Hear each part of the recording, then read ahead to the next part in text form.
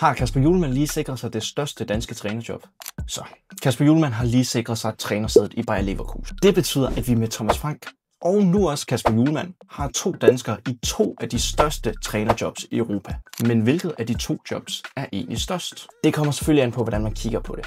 Først og fremmest har vi Premier League-argumentet. Tottenham de spiller jo i verdens bedste liga, og så har de også med længder den dyreste trup af de 2 mandskaber. Men på den anden side, så er det klart Leverkusen, der har nydt den største succes de seneste år. Og for få år siden, der var de reelt helt op i toppen af europæisk fodbold. Derfor er Leverkusen også helt oppe i toppen, når vi kigger på UEFA's koefficientliste. Og man skal scrolle rimelig langt ned for at finde Tottenham. Men hvis vi derimod kigger på europæiske trofæer, så er det overraskende nok Tottenham, der nyder den største succes. De vandt jo Europa League sidste år, og Leverkusen de måtte nøjes med sølvmedaljerne forrige år. Men lige meget hvad, så har vi 2 danskere i 2 af de største jobs i Europa.